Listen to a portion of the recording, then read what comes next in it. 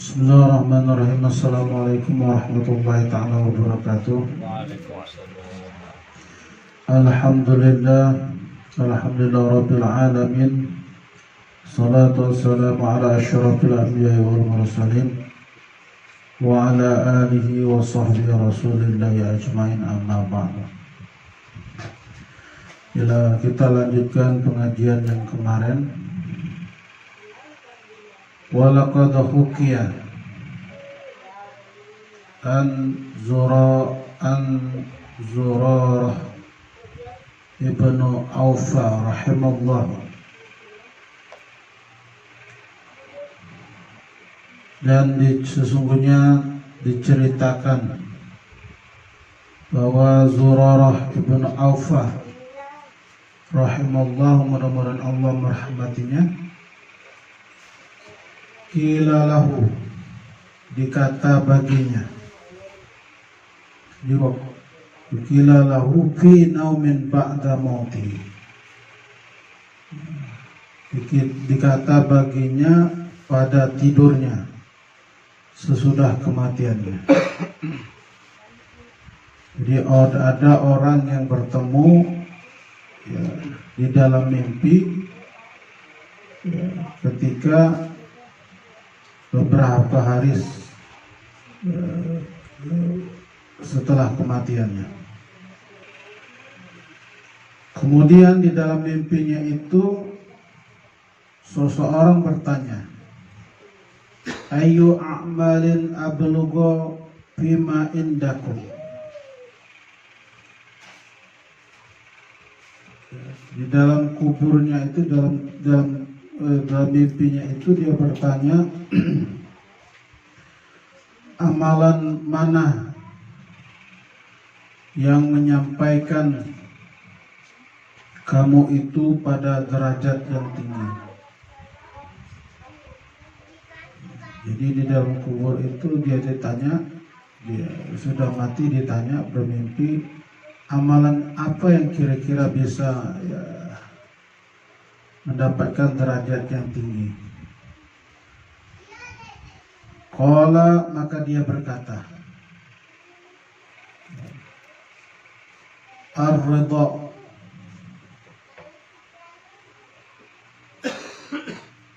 yang pertama adalah ridha.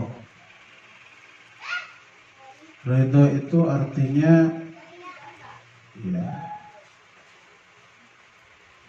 senang atas takdir yang telah ditentukan oleh Allah Subhanahu wa taala. Ridha itu artinya suka, tidak benci apapun yang telah Allah takdirkan buat kita. Baik Allah kasih kita kenikmatan atau dikasih kita kesengsaraan, kita ridha kepada Allah. Dikasihnya kita menjadi orang mulia atau dikasih kita dihinakan, dicaci maki, ridha dengan ketentuan Allah Subhanahu wa taala. Jadi apapun yang terjadi dalam kehidupan ini adalah takdir dan iradah Allah Subhanahu wa taala. Sudah kehendak Allah Subhanahu wa taala.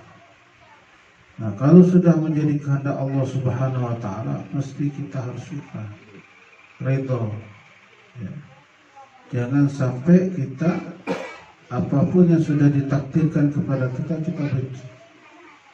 Berarti kita ya, tidak senang apa yang dilakukan oleh Allah Subhanahu wa taala. Ridha. Jadi ridha itu sesuatu barang yang sudah jadi. Jadi beda ridha dengan tafwid. Kalau tafwid itu sesuatu yang belum jadi. Misalnya besok itu belum tahu kita apa yang terjadi buat kita. Walaupun kita sudah merencanakan, tapi ya keputusan di tangan Allah Subhanahu wa taala. Itu namanya tafwid. Tafwid itu artinya menyerahkan diri semuanya kepada Allah Subhanahu wa taala. Kita tidak tahu apakah besok kita ini ya, dalam kondisi baik atau buruk. Kita serahkan semuanya sebulat-bulatnya kepada Allah Subhanahu. Nah, ridho itu adalah sesuatu yang terjadi dengan kita. Hari ini kita mendapat rezeki, ya ridho kepada Allah. Hari ini kita jatuh dari tangga, ridho. Hari ini kita sehat, ridho dengan Allah. Hari ini kita sakit, ridho. Jadi tidak ada rasa dongkol di dalam hati. Tidak ada rasa benci dengan Allah Subhanahu wa taala. Pasrah dengan Allah Subhanahu wa taala. Senang apa yang sudah Allah Subhanahu wa taala pilih dengan kita, itulah yang dikehendaki oleh Allah Subhanahu wa taala. Itu namanya ridho. Kalau orang-orang ridho itu, pahala ridho itu luar biasa sekali. Jadi orang-orang yang sudah dekat kepada Allah, yang sudah ridho kepada Allah Subhanahu wa taala, ya, baik, senang dan sengsara itu sama saja buat dia. Kaya dan miskin sama saja buat dia. Mau dipuji orang, mau dicaci orang, sama saja buat dia. Jadi apapun yang telah terjadi, itu namanya ridho. Lagi pula sesuatu yang terjadi kita tidak bisa kotak-katik lagi. Nggak bisa kita kotak-katik lagi. Barang sudah jadi. Tidak bisa kita perbaiki lagi. Kecuali hanya kita pas ridho, suka dengan apa yang telah ditentukan Allah Subhanahu. Kalau kita marah dengan ketentuan Allah Subhanahu wa taala, itu yang menjadi penyakit. Stres, kita depresi. Kenapa? Karena melawan, tidak senang dengan takdir yang telah ditentukan oleh Allah Subhanahu wa taala. Kemudian yang kedua, kenapa dia mendapat derajat yang tinggi? Qasrul amal, yaitu pendek angan-angan.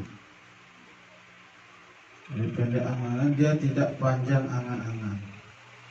Senantiasa dalam kehidupannya itu dia mengingat kematian. Kematian itu seolah-olah di pelupuk matanya.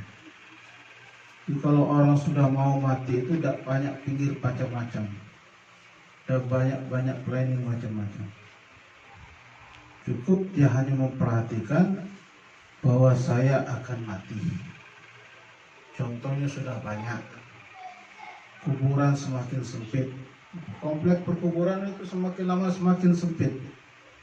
Itu menunjukkan bahwa orang, ya, bertambah orang mati. Bapak kita, ibu kita, ya, kakak kita, saudara kita sudah mendahului kita. Pasti saya juga akan menyusul.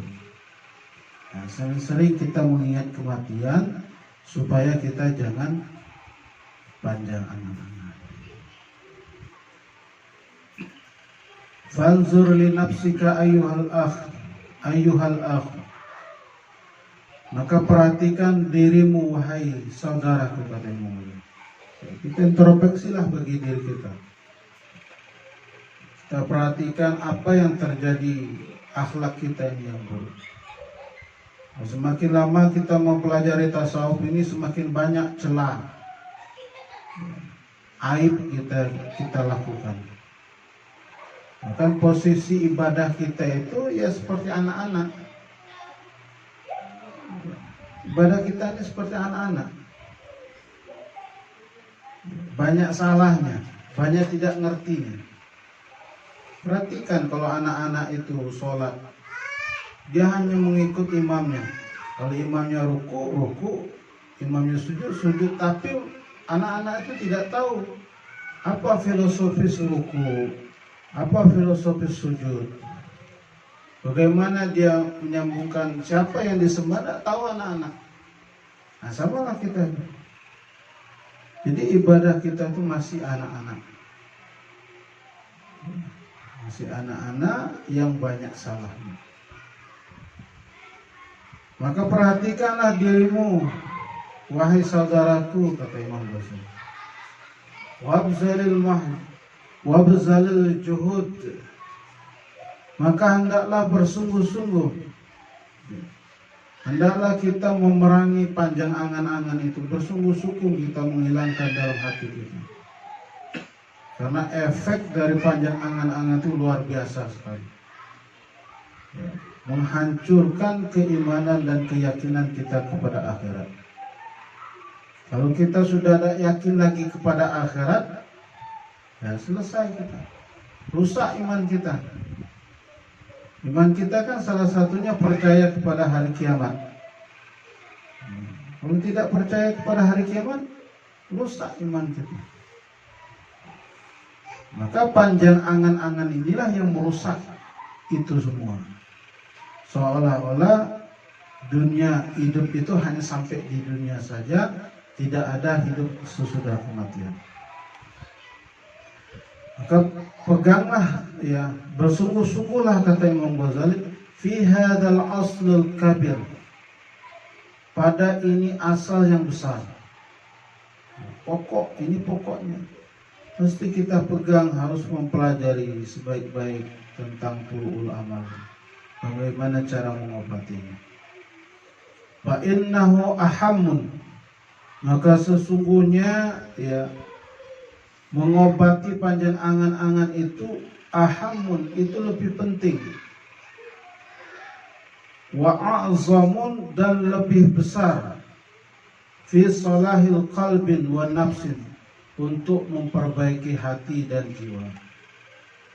Jadi mengobati tulu amal itu sangat penting, sangat besar sekali pengaruhnya untuk bagaimana hati kita itu menjadi baik, untuk menjadi jiwa kita itu menjadi jiwa yang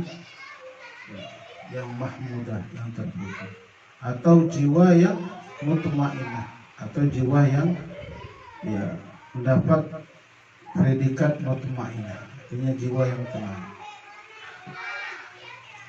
Wallahu ta'ala li waliyun taufiqin bi fadli wa rahmatih, dan Allah Subhanahu wa ta'ala lah yang memberikan kepadaku taufik. Ini bentuk ketawaduan Imam Ghazali.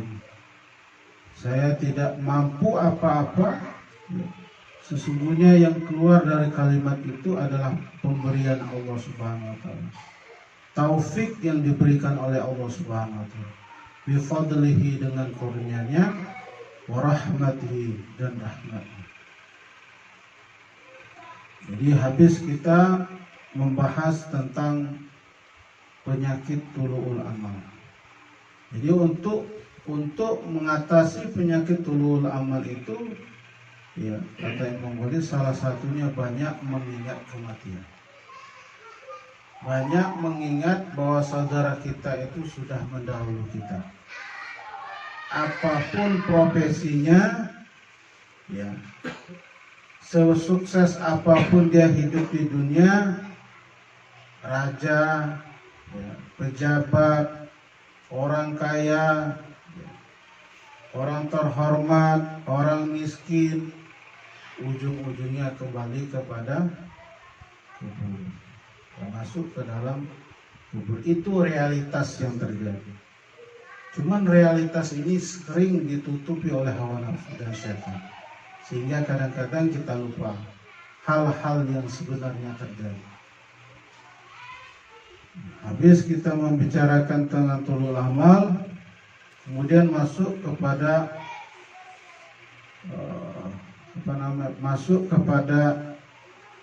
pembahasan penyakit yang kedua. Wa ammal hasadun, penyakit yang kedua yang merusak hati itu hasad. Adapun hasad atau dengki, fa innahul mufsidu li ta'atin, maka sesungguhnya perbuatan dengki itu merusak ketaatan. Rusak sholat kita, rusak zikir kita, rusak sedekah kita, rusak selawat kita, rusak. apapun perbaikan yang perbuatan baik yang kita lakukan merusak gara-gara satu, yaitu hasad atau dengki. Allah Ta'ala al-ba'ithu ala khati'atin fa innahu al-mufsidu li ta'atin ba'ithun ala khati'atin. Maka sesungguhnya hasad itu bisa merusak ketaatan dan membangkitkan atas segala atas segala kesalahan. Jadi otaknya, induknya dari kesalahan itu dimulai dengan hasad. Pembunuhan yang terjadi pertama di permukaan dunia ini itu diawali karena sifat dengki. Setan laknatullah, makhluk yang pertama kali melawan perintah Allah. Setan yang melawan iblis. Iblis yang melawan makhluk yang pertama kali yang melawan perintah Allah itu disebabkan oleh dengki. Dengki dengan siapa? Dengki dengan Nabi Adam alaihissalam. Pembunuhan terjadi pertama di permukaan bumi, dimotori oleh sifat dengki, yaitu antara Habil dan Qabil. Maka terjadilah pembunuhan.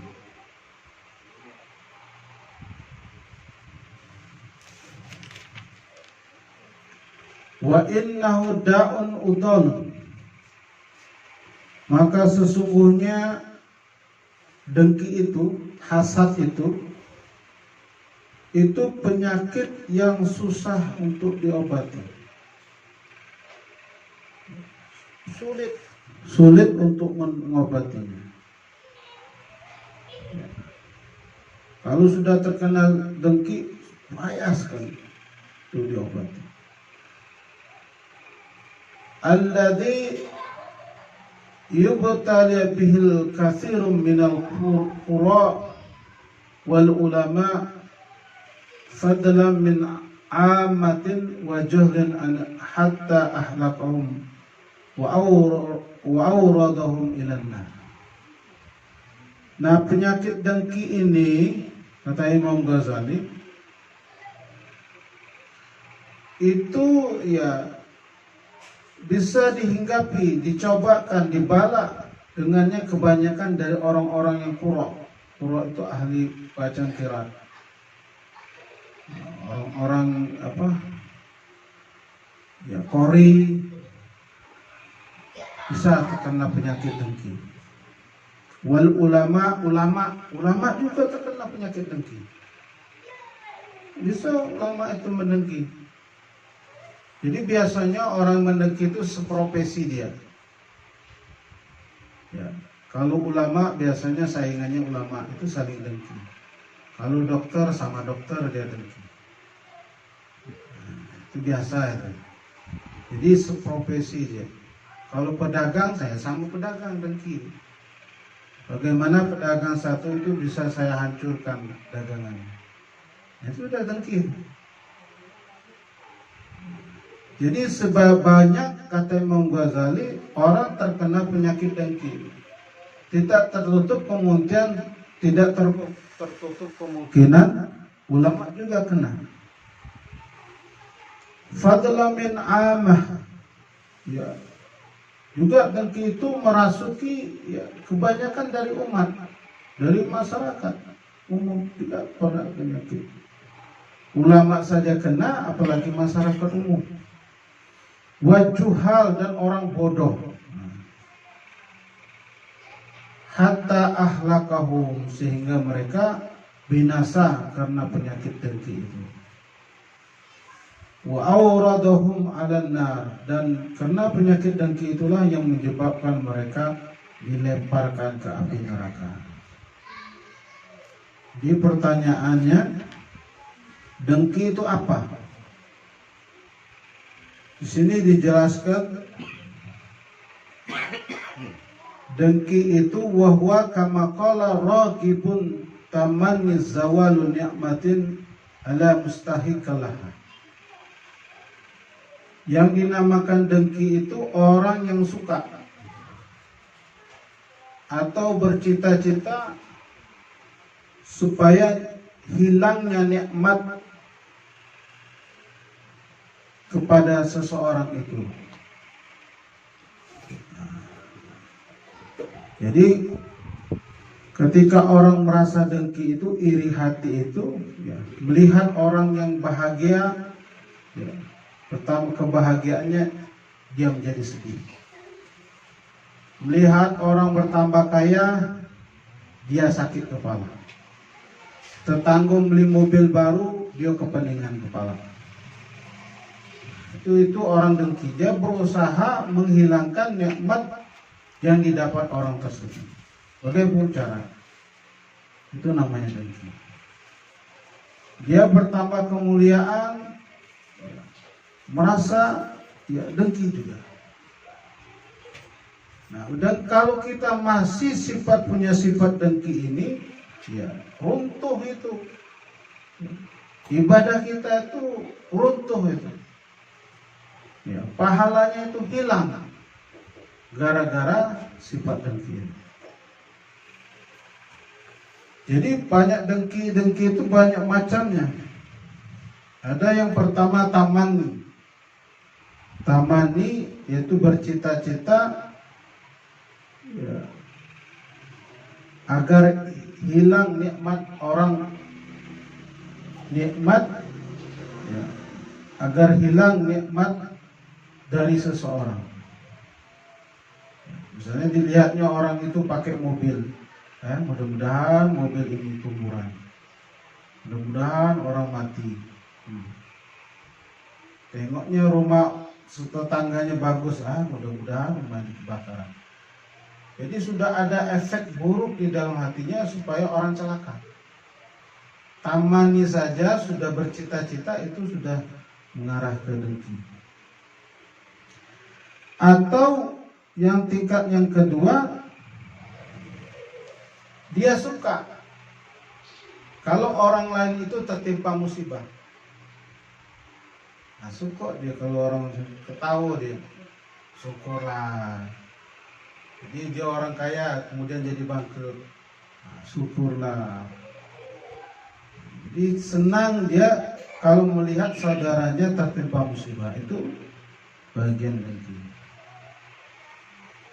Kemudian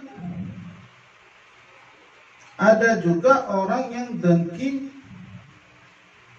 misalnya ya, dia mendapatkan sesuatu, ingin mendapatkan sesuatu, tapi orang lain yang dapat itu. Ketika orang itu lain dapat, ya dia tidak senang dia. Maka dia berusaha nikmat yang didapat orang lain itu hilang saja. Nah, ini bagian dari tingkatan-tingkatan dengki. Jadi intinya dengki itu adalah kita merasa diri kita, kalau ada merasa diri kita benci atas nikmat yang didapat orang lain, itu sudah dengki. Kalau kita baca di dalam kitab Sirus Salikin, Sirus Salikin itu ada beberapa pintu sifat yang masuk ke dalam pintu dengki, kedengkian hasad. Pertama, adawah, permusuhan. Makanya ya, usahakan jangan kita musuh dengan orang. Jangan sampai kita benci dengan orang. Kalau kita sudah benci dengan orang, sudah bermusuhan dengan orang, maka apapun yang kita lihat, yang kita musuhin itu, baik dia positif maupun apalagi negatif, ya, dia kepengen orang yang kita musuhi itu celaka. Nah, kalau kita sudah bermusuhan, sudah ada benci di dalam hati, potensi untuk dengki itu lebih banyak. Itu induknya. Nah, kalau kita baca dalam kitab Iksirus Salikin, ya, kebencian, permusuhan itu awalnya ya, selanjutnya akan menimbulkan sifat al-haqdun. Haqdun itu artinya dendam. Dendam itu termasuk salah satu sifat yang tercela. Apa yang dinamakan dendam? Marah yang ada di dalam hati, itu namanya dendam. Ya, kalau dia marah secara zahir tidak berani dia. Marah dia benci secara zahir, marah tidak berani dia. Akhirnya karena dia tidak mampu mengeluarkan amarahnya, dipendamnya di dalam hati. Nah, ketika dia dipendamnya di dalam hati, itu timbullah yang namanya al-haqdun, dendam. Awas dia. Awas. Tunggulah kalian. Nah, itu kalimat-kalimat dendam semua. Maka ketika orang sudah ada dendam, maka pintu dengki itu terbuka lebar. Maka dia tidak akan senang apabila orang yang jadi musuh bebuyutannya itu mendapat nikmat. Maka jatuhlah dia dalam perbuatan hasad. Kemudian kata Imam Ghazali lagi di dalam kitab Sirus Salikin, bahwa masuknya pintu hasad itu yang kedua,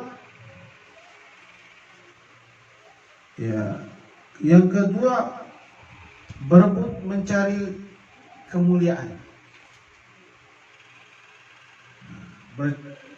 berebut mencari popularitas. Jadi kalau ada seorang sudah populer misalnya, yang orang yang populer ini ada saingan, saling bersaingan. Itu kalau dia saling bersaingan, ya,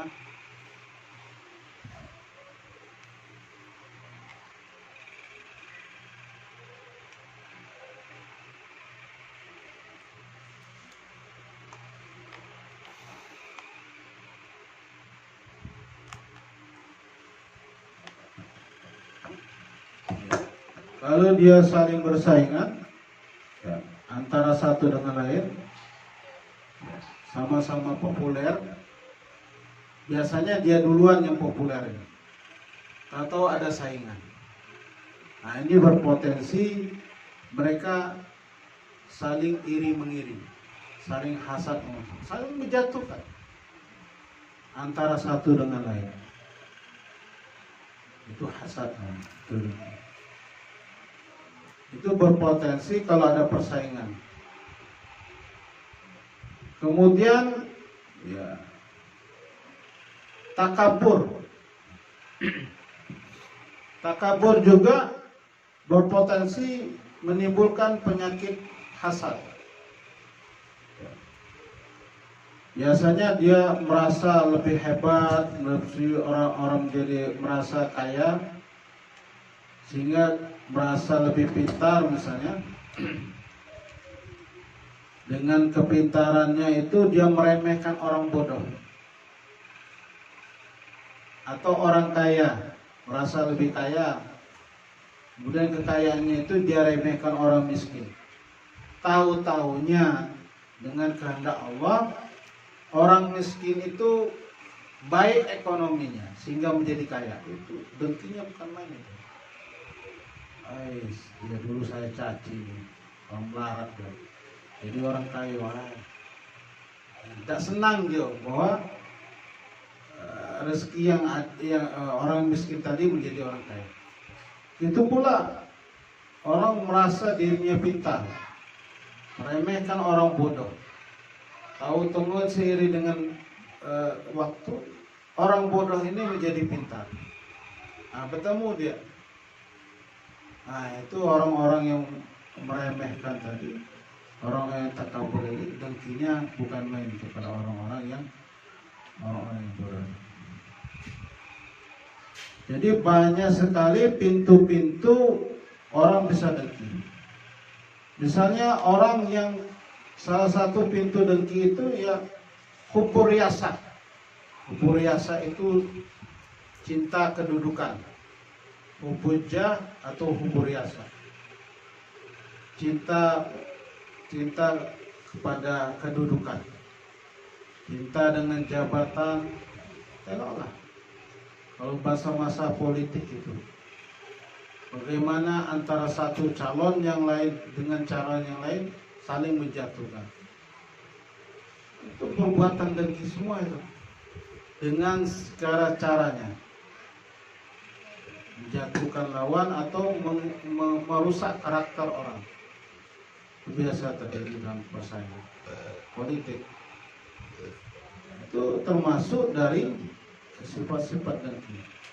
Ada banyak sekali pintu-pintu dengki yang dimasuki karena kita mempunyai sifat yang tercela ini. Kemudian amma tasma'u, kalau qaulu Rasulullah sallallahu alaihi wasallam, adakah engkau dengar perkataan Nabi sallallahu alaihi wasallam,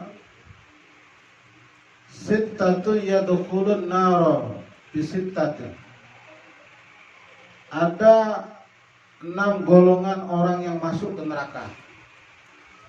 Kalau kita baca keterangan sini, masuk neraka itu bighairil hisab. Orang masuk surga bighairil hisab ada juga. Jadi masuk surga itu dia tidak melewati perhisapan, tidak melewati mizan, langsung ke dalam surga. Ada juga orang yang masuk ke neraka bighairil hisab juga. Jadi tandanya langsung dilemparkan orang ke neraka, dilemparkan malaikat ke dalam neraka. Apa yang 6 golongan itu? Yang 6 golongan itu yang langsung saja Allah melemparkan dia ke dalam neraka.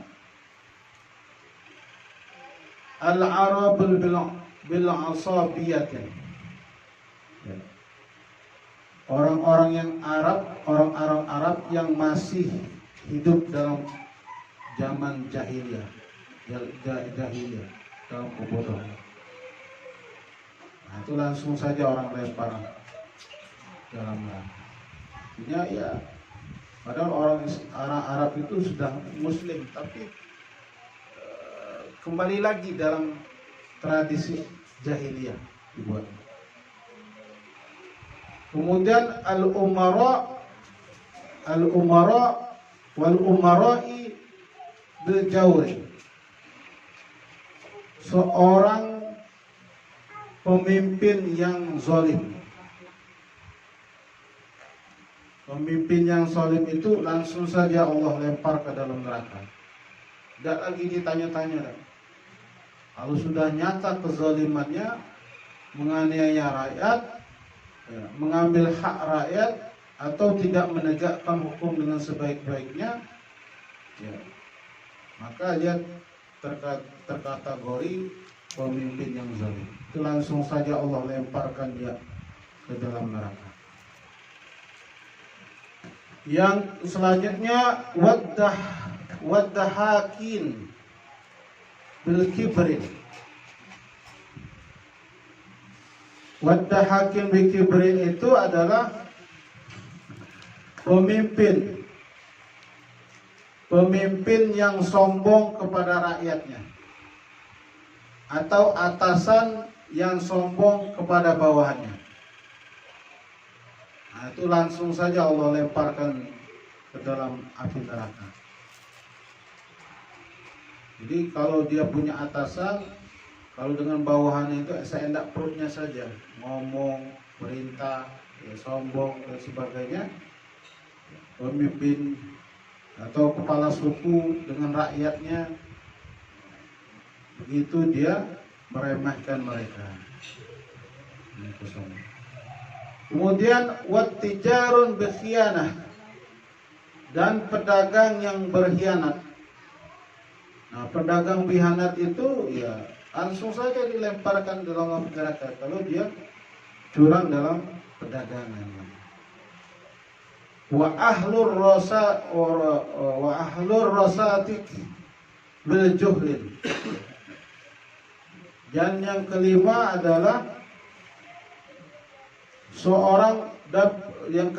adalah penduduk kampung yang bodoh dengan ilmu agama. Bodoh dengan ilmu. Satu kampung itu tak ada yang kenal dan paham tentang ilmu agama. Itu tidak bisa langsung dilemparkan ke dalam api neraka. Padahal tempat belajar banyak. Tapi mereka ya, membiarkan diri mereka dalam kebodohan. Dan selanjutnya wal ulama bil hasadin. Dan ulama-ulama yang mempunyai sifat hasad, dengki. Nah, ulama-ulama yang punya sifat dengki ini langsung saja Allah Subhanahu wa taala melemparkan dia di dalam api neraka. Tidak dihisap lagi, tidak dihitung-hitung lagi, langsung saja. Wa inna baliyatan balagha syumuha an awradul ulama an-nar la hakikun ayyuhzara minha. Dan sesungguhnya telah sampai kejahatan akannya, dan telah datang, telah masuk para ulama itu akan api neraka. La hakikun antahzara minha. Sepatutlah kita bahwa menjadikan itu semua peringatan dan pelajaran baru.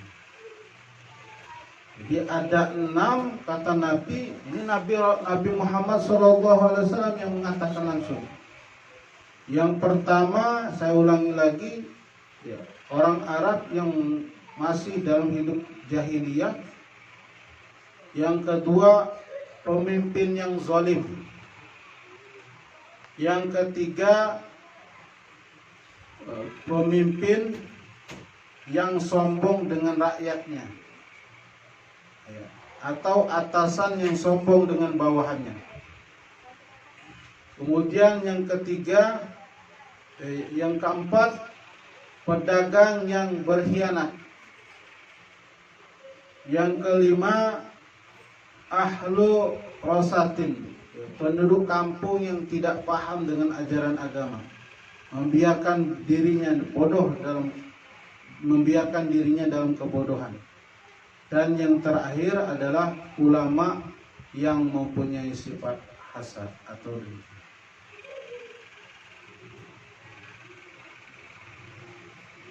Insyaallah minggu depan kita sambung lagi.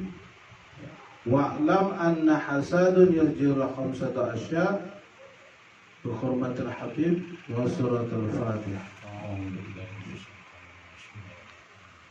Alhamdulillah. Ya kana wa ya muslimin. Suratul ladzina an'amta 'alaihim.